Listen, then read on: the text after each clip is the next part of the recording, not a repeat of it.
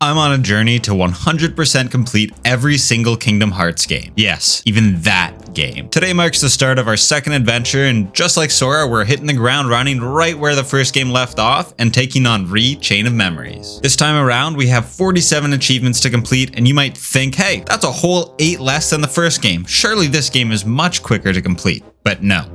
This game is an absolute grind fest. Not only are there 2 full campaigns to complete, but you have to collect every single card, collect over 20,000 Moogle points, synthesize 300 rooms, and get both protagonists to level 99. If you enjoy the video, be sure to give me a like and hit that subscribe button to stay updated on the future of the KH Completion Challenge. Now, contrary to the Kingdom Hearts fandom at large, Recon is one of my favorite KH games. I'd say at least in the top 5. There's just something inside me that can't resist any game that lets you collect cards. Plus, it's probably my favorite portrayal of my boy Axel, my all-time favorite KH character. But holy hell, man, getting 100% in this game is more of a journey than Sun Wukong going to the west. You better grab your Millennium Necklace because you're gonna need the heart of the cards to 100%.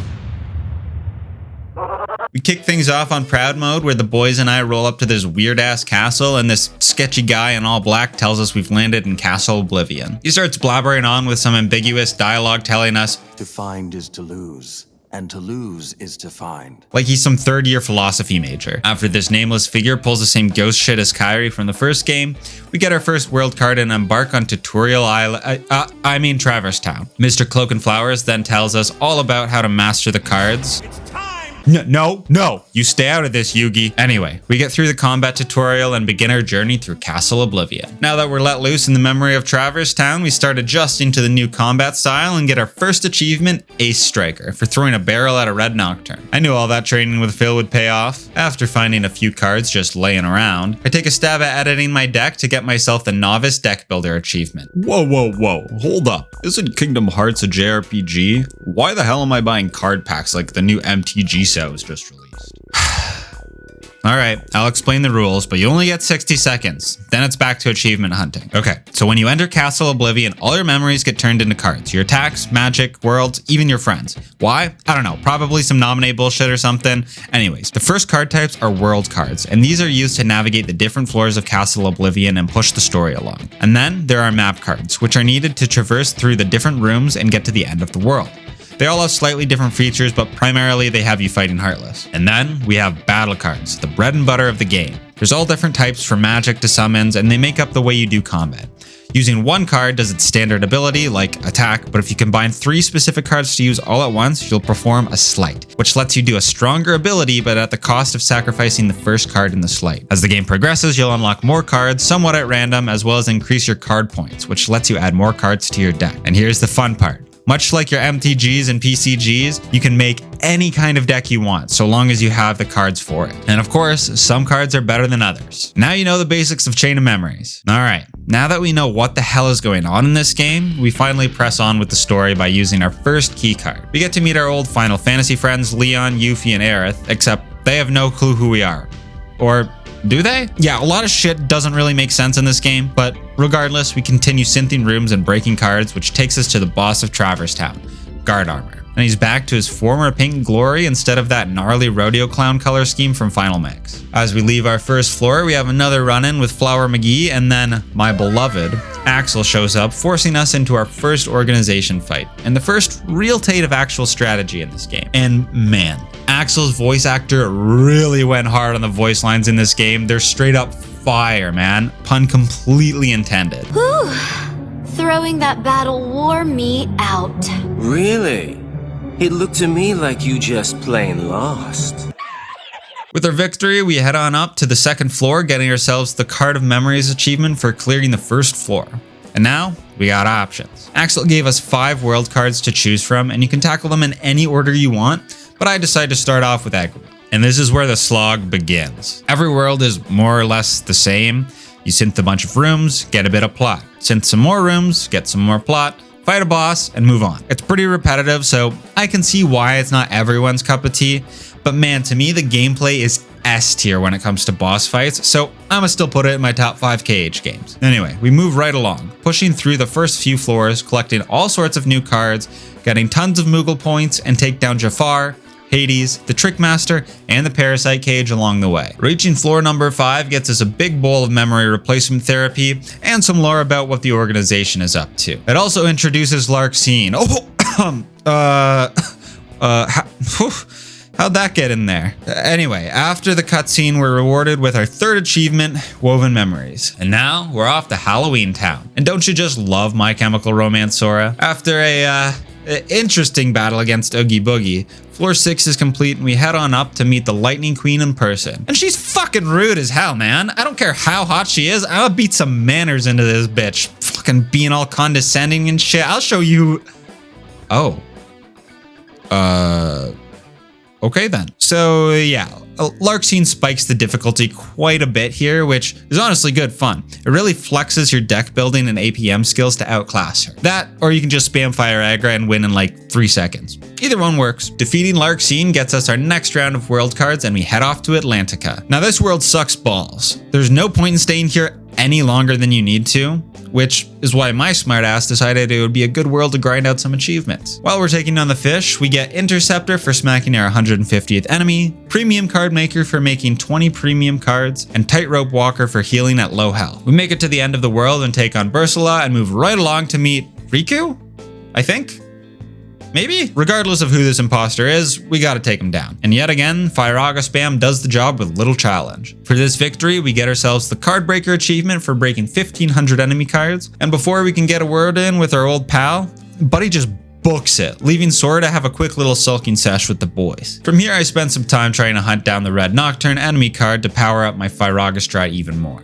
And this floaty little music guy eluded me for hours. So I said, fuck it, I'll deal with this guy later, and I just pushed on forward to Neverland. Captain Hook is a relatively easy win, Peter Pan is a dickbag as per usual, and we move right along to the next floor. We come across Riku Replica again, and honestly, someone's gotta put this guy on a list. He's giving some real stalker type vibes. So we do what Sora does best and try to knock some sense into the guy with the giant key. Again, he goes down pretty smoothly, yells some fake Riku bullshit, and runs off again. Then we cut to Axel, kind of being a dick to Naminé. Shame on you, man, you're better than that. Next up, we make our way to floor 9 where we take on Hollow Bastion. Now, Hollow Bastion might be my favorite world in the first game, but god does it suck in Chain of Memories. Mainly because of the enemy types that are here. The wizards are immune to most magic abilities, and all the best turn brain off, go fast strats involve magic, like the Blizzaga spam, and defenders can only be attacked from behind. Not a problem in the first game where you have the mobility to dodge around easily, but in Calm,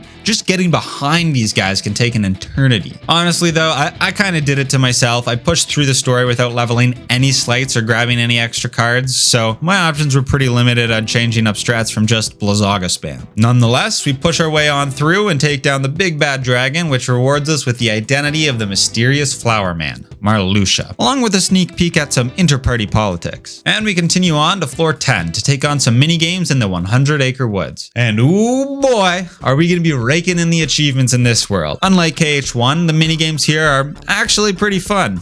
I probably wouldn't play them more than I have to, but at least I wasn't banging my head against the wall while playing them. First up is Veggie Panic, where you have to get a score of 150 to unlock the Veggie Master achievement. And let me tell you, it is a lot harder than it looks. After that, we get the Ace Pilot achievement for scoring 500 points in Balloon Glider. Spoilers, there's only 500 points total, so make sure you get every single honeycomb. Next up is getting 120 points in Tigger's Jumpathon for the High Jumper achievement, and I highly recommend just writing down the pattern so you don't have to use your brain on this one. The fourth game, and my personal favorite, is Whirlwind Plunge, where we have to get 2,000 points to unlock Skydiver. And honestly, it's almost more difficult not to get this achievement than it is to get it. It's just pretty easy. And lastly, we have the Bumble Buster minigame where we have to clear all 70 bees in less than 100 seconds. It's the only minigame that uses the main mechanic of the game, and so as long as you use your sleights, you should get the Bee Buster achievement no problem. And with all 5 minigames completed, we get the Minigame Maniac Sora achievement,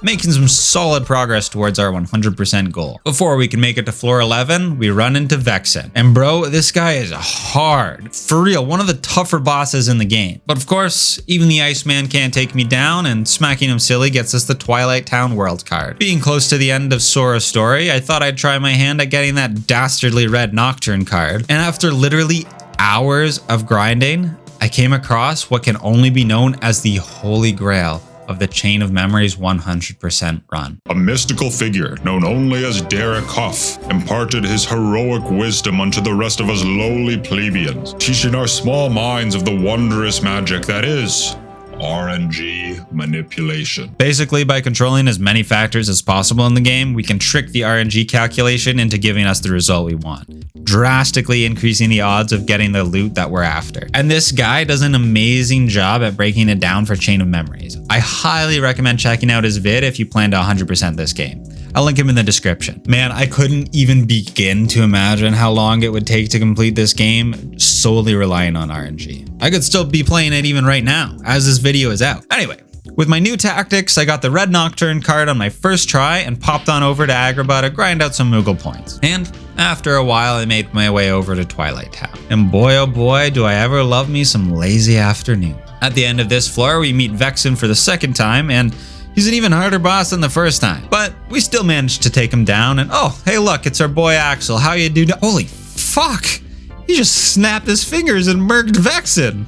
I'm glad I'm not on his bad side. We get some behind the scenes plot and then run into Riku Replica yet again. And now all this memory fuckery really isn't starting to add up. He's an easy clap yet again and drops his version of Naminé's keychain, which turns into our next world card, Destiny Island. This world is phenomenal for grinding levels, so we stick around here for a bit to get a bit closer to our goal of 99, and then we make our way through to take on Darkside. We're rewarded with the Darkside enemy card and a visit from the memory mistress herself, Naminé. And I truly feel bad for my boy Sora, because his mind is getting fucked with relentlessly in this game. But we do eventually remember our true love, Kairi, which gets us the Oathkeeper card and the Battle Card Collector achievement for collecting 300 battle cards. Naminé is feeling all bad for replacing your memories, and then big boy Riku comes out of nowhere all angsty-like and challenges you to a final duel. And this time he actually puts up a decent fight. After we take him down for the final time, Replica knocks himself from thinking too hard, Larxene comes around to fill in all the plot holes, bitch slaps Naminé across the room and challenges us to a fight. The boys show up out of nowhere and we take her on with some good old-fashioned Firaga spam. God damn was she a bitch to take down this time. Almost as hard as that Vexen guy. And when we're finally through, she goes poof, no longer exists. And man, I have such mixed emotions on Larxene. Like, on one hand, she's a god-awful person who will stab you in the back any chance she gets. But on the other hand, anyways, Sora and Naminé finally get their time to connect, and as per usual, Sora gets all goody two-shoes and blah blah blah. I mean, you gotta love Sora, but guy can be pretty easy, cheesy, beautiful cover girl sometimes, man. Riku's still just vibing over in his K-hole, so we just head on up to floor 13 and prepare for the final stand. Just kidding. Floor 13 is a god-awful experience if you don't have the right slights to use, and since I've been leveling everything but slights, I spend a few hours on Destiny Island sweeping through waves of Heartless. I eventually rack up enough levels for the slights I want, the main one being Tornado, and now it's time to cheese an easy achievement. I set up a save room and then head to a Moogle shop to sell all my cards for 10,000 Moogle points and unlock the Moogle Mogul achievement. Then we just relog to the same save and get all my cards back. I know, it's kind of a rat move, but there's more than enough grinding in this game. I definitely justified it to myself. And now I start heading on through floor 13. And yet again, there's a bunch of annoying ass enemies, some immune to magic, the Neo Shadows like to play hide and seek in the floors, and they all have pretty big health pools. But this time, I'm prepared. I use what I've termed as the grab and clap technique to clear these rooms super easily. You stack Tornado with the Quake slights to round up everyone in one spot and knock them all down using Quake. Not quite as quick as the Blizzaga method on other floors, but it works really well for this final floor. Making our way through floor 13, we get to witness our boy Axel confront Marluxia for being a traitor to the organization in one of my favorite cutscenes in the game. I always follow orders, Marluxia. We continue through the castle and eventually intervene in Axel and Marluxia's little spat, and have to take on Axel for the final time. Although I wasn't expecting this the first time around and I had my grab and clap deck on, which is less than ideal for boss fights. So I get my ass handed to me by the fire boy, and then I set myself up for Blizzaga spam because ice beats fire. Duh. Continuing on through Castle Oblivion, we finally confront Marluxia, who's holding Naminé hostage. And as per usual, Sora's heart convinces Naminé to stand up to Marluxia for herself. And then a Riku Replica comes flying out of nowhere, and now he's on Sora's side too? I don't know, but anyways, while Replica takes care of Naminé, we go 1v1 Marluxia. This fight isn't too hard, but he's got some pretty damn cool attack animations. The Firaga spam gets the job done, and 2 achievements to go with it: Storyteller Sora and Character Professor Sora. However, we didn't actually take down the real Marluxia, I think. I don't know, but he turns into this weird centaur-like Marluxia where he's just sticking out of the top of this big puppet-looking thing. It's super weird even by KH standards. However, this first phase is pretty easy and we take him down without any problems. The key is to focus on the scythe arms first before going for the head. But that, my friend, is not the finale. No, no, no. His final form is way cooler than that. He turns into that one guy from Mashal who likes to stab himself, and brother, this shit is badass as fuck. It's also really hard for the pure fact that he has his Whirlwind of the Void move that steals all your cards. There's also his Doom move where you have to break a bunch of cards really quickly or you die instantly. This part isn't too tough to do. You just gotta make sure you have a lot of high numbered cards or zeros in your deck. Other than that, it's the same Firaga spam as everyone else. Although he's not the hardest boss in the game, he's definitely my favorite. At least in Sora's story. Marluxia explodes, marking the final battle in Sora's story, getting us the Truth achievement for clearing floor 13. And now we understand how Sora ends up the way he does in the beginning of KH2. Nominate tells us she can undo all the memory manipulations she's done to us over the course of the game, but at the cost of all the memories we've gained while working our way through Castle Oblivion. A tough choice for anyone to make, but Sora just says, nah, give me my old memories and I'll remember all the important shit. So we go to sleep in the hyperbolic time chamber so Nominate can restore our memories. And that's it. That's Chain of Memories. Roll the credits. Jokes, we got a whole nother campaign to get through. Completing Sora's story gets us Proud Player Sora, Natural Player Sora, Novice Player Sora, A Slumber to Remember, and No Escape. While we still have a number of achievements to collect on Sora's journey, that's enough Sora time for now. I want to see my boy Riku. So we start a whole new game, but this time as Riku. We start off by floating in some mystical cloud world, where the voice of Ansem tells us we've been sleeping between the light and the dark, and somehow awoke in Castle Oblivion. We're prompted to start our journey in the memory of Hollow Bastion, and unlike Sora, we start at the very basement floor of Castle Oblivion. And it's immediately hype being Riku. Like, this guy's dodge roll is a front flip. Simply too good. Now, Riku works a little bit different than Sora. It's generally the same mechanics, but you don't get to choose your deck and you have unlimited refills. There's some other stuff I'll get into later, but that's the gist of it. We zip through Hollow Bastion basically spamming out 3-hit combos and grinding out some early levels. After a while, we get some behind the scenes Riku plot of his time hanging out with Maleficent and make our way to the first boss of Riku's story, the big old dragon. She's easy peasy, and then we're confronted by Ansem, who tries to get us to give in to the darkness. But our boy Mickey shows us the light, prompting our second boss fight with Riku against Ansem. Nah, it's just a tutorial and a power-up. Here you learn how to engage in duels, which is by far the coolest mechanic in the game. If you use the same number card as your opponent at the same time they're using it, you'll enter a duel, where you have to break a certain amount of cards in a row, similar to Marluxia's Doom attack with Sora. But if you win the duel, you get to unleash one of Riku's super special awesome rare chocolatey fudge-coated mega attacks. The other thing you get from Ansem is the activation of D mode. Basically, breaking cards gives you DP, and when you have enough DP, you can enter D mode. While you're in D mode, if you get hit or your cards get broken, you lose DP.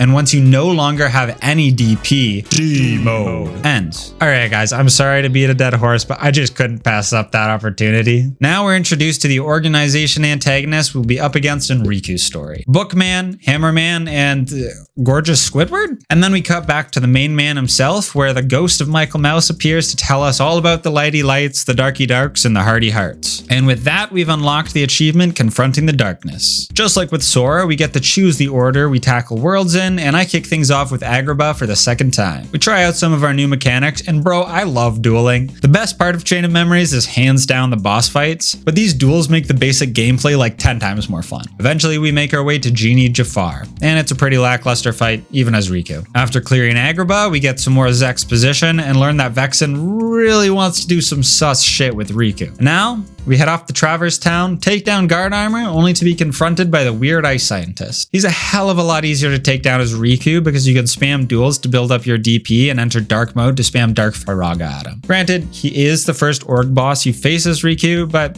I still take him down in one try. And now we're off to Monstro. Not much to say here, the Parasite Cage is annoying just like with Sora, but he's defeated regardless and we make our way to Neverland. We duel Captain Hook into submission and move on to the next floor. And we encounter ourselves? We basically reenact the Spider-Man meme before taking on Vexen's copy. And Repliku ends up being the first real challenge of the Riku run. Still, we prove we have more control over the dark than the fake version, and Riku Replica runs off to go challenge Sora for a while. Ansem teases us with the darkness, and we get the achievement Challenge from the Inner Darkness. Next up, we head to floor 6 and take on Olympus Coliseum, and shortly into the floor, we win our 100th duel to get the Duel Master achievement. Yet again, the floor itself is pretty straightforward. We just grind on through and take on the boss, Hades. Except, he's actually really tough, so I end up grinding out a few levels before finally taking him down. Leaving the Coliseum, we get to see Riku Replica be tormented by the blondies of the organization, and it just reaffirms for me that Larxene is evil and Vexen is a huge creep. Why does everyone in Organization 13 have some kind of personality disorder? I thought they didn't have hearts. Anyways, not much happens through the next few worlds. We're off to Wonderland to take on Trickmaster, watch Larxene bully Naminé, and continue on to Halloween Town to beat Oogie Boogie. And then we rip through Atlantica to smack Bursula right in her tentacle. With the octopus defeated, we encounter Lexius, who, in my opinion, is a pretty dog-tier org member. He's just so forgettable. His only redeeming quality is his weapon is pretty badass. After we take him down, we're all tired and out of breath, so Ansem takes the opportunity of weakness to try and control Riku's heart. But Michael Mouse has other plans and comes out of nowhere saying swipe or no swiping. Now we're nearing the end of Riku's tale, and Zexion basically challenges us to a duel by handing us the Destiny Islands world card. So we head on through to our hometown, and here we take on Darkseid, who's honestly a pretty tricky fight since most of Riku's attacks are close range. But we get the job done and make a quick save before the best part of Riku's story. We see Sora standing at the edge of the demolished Destiny Islands, but he is not happy to see Riku. He blasts us with a light ray and claims we're nothing but a pawn of darkness. Just as we're about to give in to defeat, your girl Kairi shows up and says, "Man, chill out, you badass as fuck. Get in there and beat the shit out of that guy." Riku learns to control the darkness within him and shatters Zexion's illusions, triggering the best boss fight in the game. Man, this boss fight is so damn hard, but amazingly fun. It leverages every single mechanic you've learned in the game up to this point and really pushes you to the limit. You have to be sure to break his attacks in time so he can't steal your cards, be able to manage your deck so you can get consistent duels, know how to dodge well because you ain't getting any Mickey heals in this fight, and it took me a long ass time to beat this guy. But I'm gonna be real, this fight alone makes playing the game totally worth it. We finally take him down and continue on up to Castle Oblivion. Oh, brother! Ansem tries once again to take over our heart, but Mickey shows up to save our ass for real this time and helps us take on the final few floors of the castle. We enter Twilight Town and are confronted by Ansem, who challenges us to the final battle. Just kidding. Riku realizes the Ansem who has been helping him is actually this guy named Diz, who tells us we have to go meet Naminé and choose. Choose what? I don't know. But first, we gotta clear Twilight Town. It's not much of a challenge, and we end up in Naminé's incubation chamber. She presents us with a choice: to either lock the darkness inside us away forever and forget all our memories, or to confront the darkness within with the chance that Ansem could take over our heart forever. Riku obviously decides to face the darkness because that's his whole character arc, and then he goes off talking about smelling Kairi and Naminé. Diz gives us an organization hoodie and the final world card, letting us unlock the Cardmaster Riku achievement. And watching Mickey and Riku have a heartfelt moment unlocks the Storyteller Riku achievement. Entering Castle Oblivion and taking down the first Neo Shadow we see gets us the final character entry and unlocks the Character Professor Riku achievement, and completes the D report to unlock the Record Keeper Riku achievement. We smell Ansem out of his hiding spot and challenge him to the final duel. It's D versus D, and this is by no means an easy fight. I'd actually say it's even tougher than the Marluxia fight with Sora, but it still doesn't hold a candle to the fight with the Zexion. Still, it's a damn good final boss and a good end to the Riku saga. Taking down Ansem causes him to explode into a ball of darkness and unlocks the Overcoming Darkness achievement for us. We get our closing remarks where Mickey and Riku truly establish themselves as a dynamic duo, and then credits roll. When they come to an end, we unlock 5 more achievements for completing Riku's story: The Road to Dawn, Undefeated, Proud Player Riku, Natural Player Riku, and Novice Player Riku. And now, we grind. And grind. And grind. Bro, we ended Riku's story at like level 46. We weren't even close to hitting max levels. See, not only did we need to grind out hundreds of thousands of experience, but remember, Riku isn't able to change his deck. which means there's no good sleight you can consistently use to take down Heartless quickly. For me, I found the best strat was to go into dark mode as much as possible and rely on getting Mickey cards to spam inverse bursts and spin around. Not only does this clear the room pretty quick, but the spinning glowing balls help me stay sane instead of smashing my face against the keyboard while doing the same thing for hours on end. A few hours in, we max Riku's attack stats to get the hard hitter achievement, and there's still many more hours to go. But finally, we got Riku to level 99 to unlock the Level Master Riku achievement, and now we can head back to hang out with our boy Sora and do the level grind all over again. At least it's only like 24 levels this time instead of 54. After a few hours of level grinding, I decided to break things up and try and hunt down some of the cards I'm missing. And let me tell you, it took me way longer to get some of these cards than it should have. So I'm playing what is known as the Final Mix 1.5 and 2.5 Steam edition of Chain of Memories. What this means is that some of the Chain of Memories content is locked until you view all the content in 358 over 2 days. This isn't a huge deal as it's a bunch of cutscenes and text-based lore that you can basically just skip through. It's not an actual game. And don't you worry your pretty little socks off. We're gonna play the real days and 100% that game too.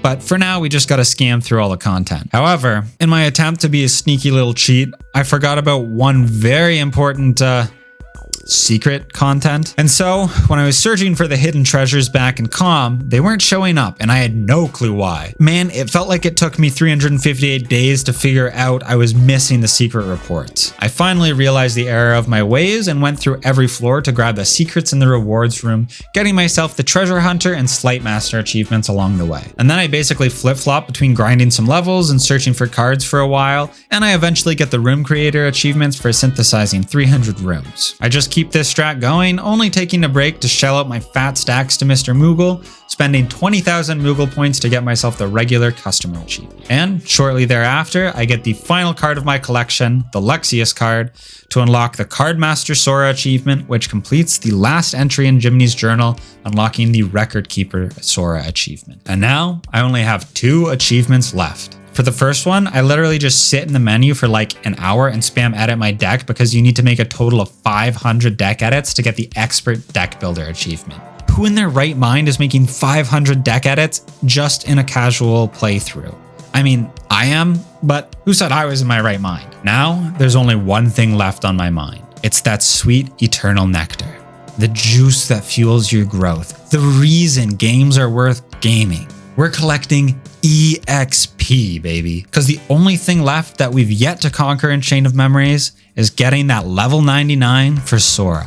And finally, after navigating the struggles of RNG, multiple campaigns, and the grind of all grinds, we hit level 99, unlocking the Level Master Sora achievement, the 47th and final achievement of Chain of Memories. Meaning we can finally say, we've 100 completed the second game in the Kingdom Hearts series. Thanks for watching. I hope you all enjoyed. Remember to hit that like and subscribe buttons down below and leave a comment if you're so inclined. Stay tuned because next up we're going to be completing 358 over 2 days. I know, it's not in release order, but I feel like days and COM are 2 sides of the same coin in a lot of ways, so I wanted to play them back to back. Anyways, that's all for this one. Peace.